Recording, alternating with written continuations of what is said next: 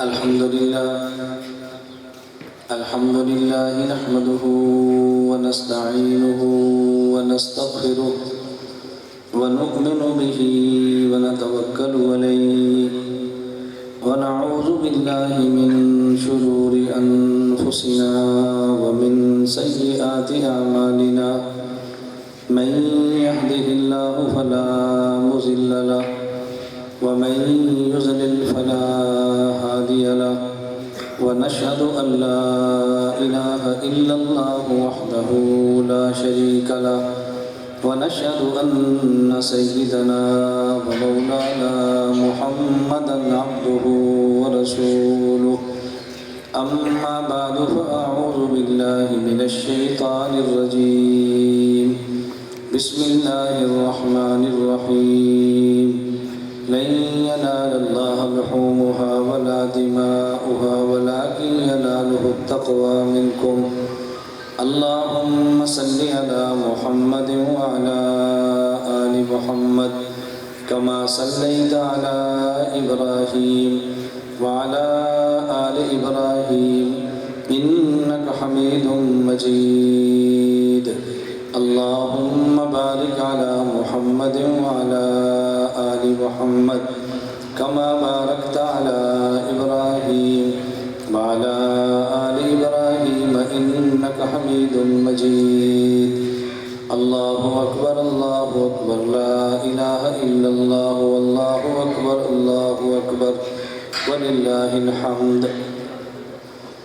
اللہ رب العزت نے ہمیں پیدا فرمایا اور پیدا فرما کر اللہ رب العزت نے ہمیں زمین پہ رکھا ہے۔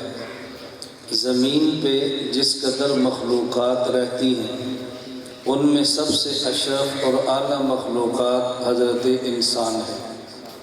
اللہ رب العزت نے جب سب سے پہلا انسان حضرت آدم علیہ نبینا علیہ الصلوۃ والسلام کو پیدا فرمایا تو جس مخلوق کو ہم سب سے افضل سمجھتے ہیں انہیں حکم دیا کہ تم آدم کو سجدہ کرو۔ عام آدمی کا ذہن یہ ہے کہ سب سے افضل مخلوق فرشتے اور ملائکہ ہے، تو اللہ رب العزت نے فرشتوں کو حکم دیا اسجدوا لآدم کہ تم آدم کو سجدہ کرو۔ حضرت آدم کو سجدہ کرا کے اللہ رب العزت نے یہ بات سمجھائی ہے کہ زمین پہ اللہ کا نائب انسان ہے۔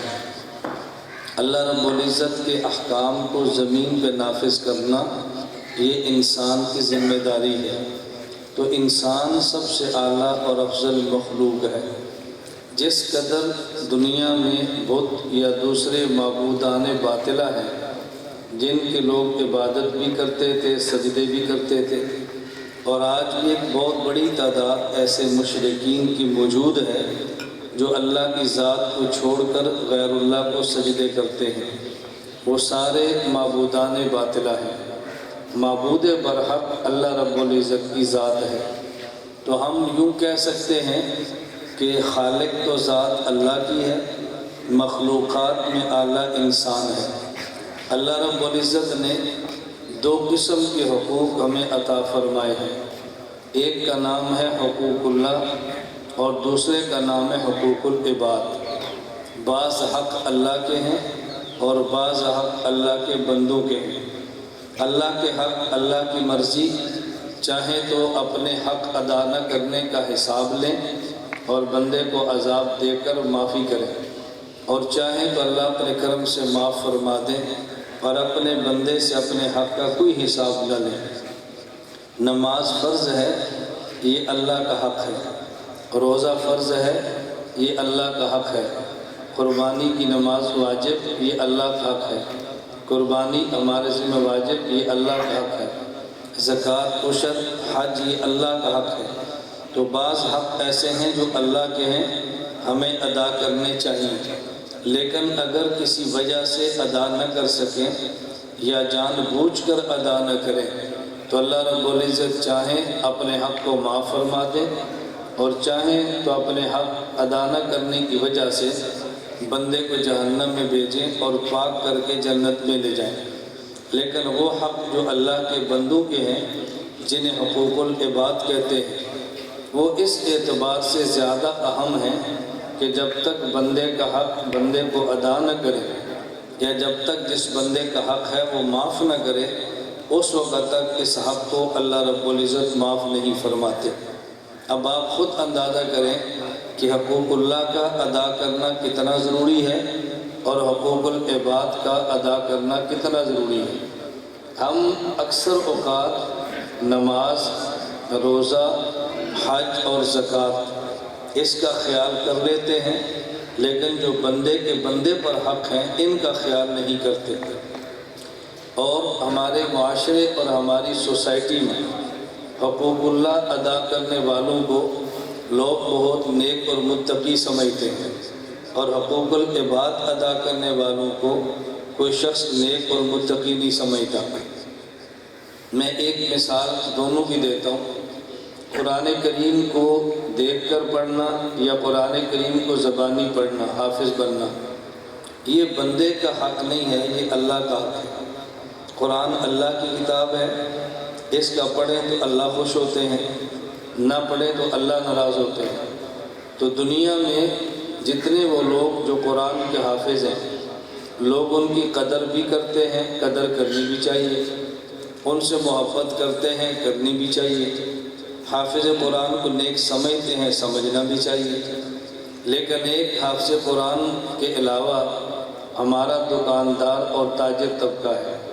تاجر چھوٹا ہو یا بڑا ہو، اس کی چھوٹی سی کریانے کی دکان ہو یا بڑا کسی فیکٹری کا مالک ہو، تاجر تو تاجر ہی ہوتا ہے، وہ چھوٹا ہو یا بڑا ہو۔ رسول اللہ صلی اللہ علیہ وسلم نے تاجر کی ایک ایسی فضیلت بیان فرمائی ہے کہ جس کو انسان اگر پڑھے اور سمجھے تو پھر تاجر کی فضیلت کا اندازہ ہوتا ہے۔ نبی کریم صلی اللہ علیہ وسلم نے فرمایا، التاجر الصدوق الامین مع النبیین، کہ جو تاجر دو چیزوں کا خیال کرے، نمبر ایک سچ بولے، جھوٹ نہ بولے، نمبر دو امانت کا خیال کرے، بددیانتی اور خیانت نہ کرے، یہ قیامت کے دن انبیاء کے ساتھ کھڑا ہوگا۔ اب بتاؤ یہ فضیلت دکاندار کی ہے، یہ قرآن کے حافظ یا عالم کی نہیں ہے۔ لیکن دو چیزوں کا خیال کرے، ایک یہ دکاندار جھوٹ نہ بولے، اور دوسرا یہ دکاندار خیانت نہ کرے۔ جھوٹ بولنے کا مطلب کیا ہے؟ اگر اس کی کسی بھی چیز کی دکان ہے، وہ 20 روپے کی دیتا ہے اور اس کو ملی 15 کی ہے، تو وہ یہ نہ کہے کہ مجھے 18 روپے کی پڑی ہے میں 20 کی دیتا ہوں، وہ یہ کہے کہ میں نے 20 کی دینی ہے، آپ کا دل کرتا ہے تو خریدے، نہیں دل کرتا تو نہ خریدے، لیکن جھوٹ نہ بولے۔ بس اوقات دکاندار جھوٹ بولتے ہیں کہ نہیں جی مجھے خود 18 کی پڑی ہے تو میں آپ کو 17 کی کیسے دوں، حالانکہ اس کو پڑی 15 کی ہوتی ہے، 18 کی نہیں پڑی ہوتی۔ تو حقوق اللہ کا خیال کرنا بھی ضروری ہے اور حقوق العباد کا خیال کرنا بھی ضروری ہے۔ بسا اوقات حقوق العباد کا خیال کرنا حقوق اللہ سے بھی زیادہ ضروری ہوتا ہے، اور حقوق العباد کا معنی یہ ہرگز نہیں ہے کہ ہم صرف عالم کا احترام کریں، ہم صرف مسلمان کا احترام کریں، اور ہم صرف اپنے باپ اور والدہ کی قدر کریں۔ حقوق العباد کا معنی یہ ہے کہ ہر بندے کا جو ہمارے اوپر حق ہے اس کی ادائیگی کا خیال کریں۔